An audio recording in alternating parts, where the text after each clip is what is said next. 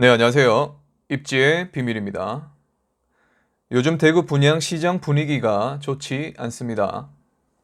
23년과 24년에 대구 공급 물량 과다에 대한 우려도 있고 대출 규제 등으로 인한 부담이 큰 상황이죠. 최근 12월에 분양한 빌리브 라디체, 동대구 프루지오 브리센트, 두류 중흥 S클래스 센텀 포레, 그리고 해링턴 플레이스 감삼 3차 모두 분양 성적이 좋지 않습니다. 그중 두류 중흥은 그나마 선방한 상황이고요. 빌리브 라디치에는 무슨 생각인지 계약금 20%에 중도금 대출이 없는 조건을 내세웠습니다. 어차피 요즘 분위기에 1순위 완판이 안 되니 선착순으로 빠르게 판을 넘기려는 것인지 내피셜을 돌려봅니다. 이렇게 되면 다음 달에 우리가 우려하는 미분양 물량이 조금 더 쌓이겠네요. 12월에 아직 동대구역 화성 센텀이 남아있는데 한번 지켜봐야겠습니다.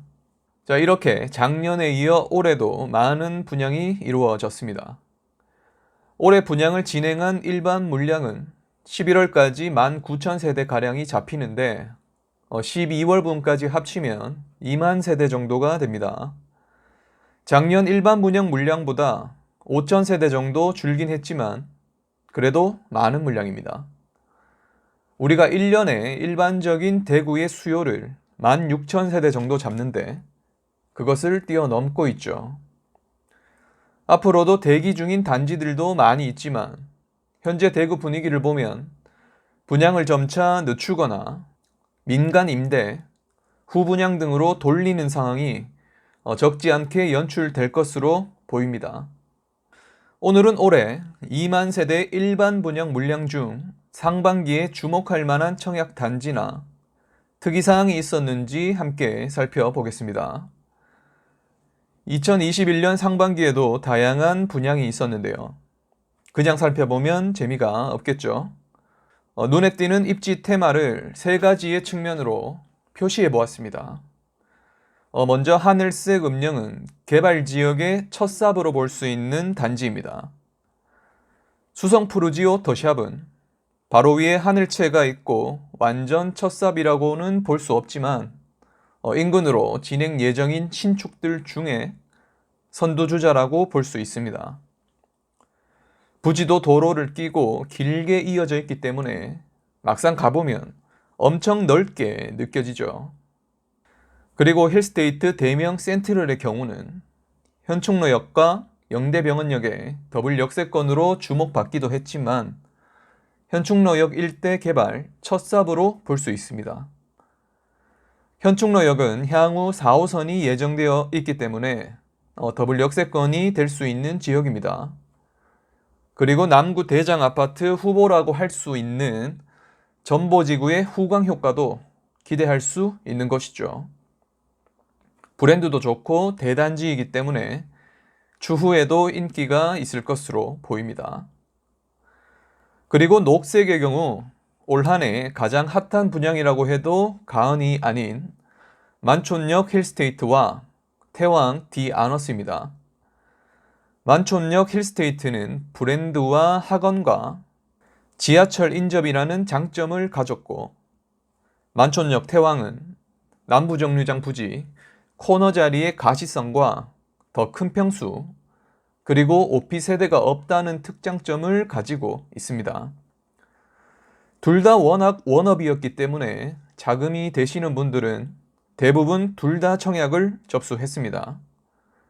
당첨되신 분들 다시 한번 축하드립니다. 만촌 내거리의 가치에 대해서는 예전 영상에서 다룬 적이 있습니다. 만촌 내거리의 신축인 힐스와 태왕, 그리고 해링턴과 서안이 들어서면서 주거지의 모습이 갖춰지기 시작합니다. 만촌동이기 때문에 수성의 대표 학군인 범사 만삼의 학군을 누릴 수 있고 학원가도 당연히 편리하게 이용할 수 있겠죠. 학원가가 만촌역 쪽으로 확장될 수도 있다고 생각합니다. 그리고 현재의 법원이 연호지구 법조타운으로 이전하면서 자연스레 만촌역의 거주지를 형성하는 고소득층도 늘어나게 됩니다.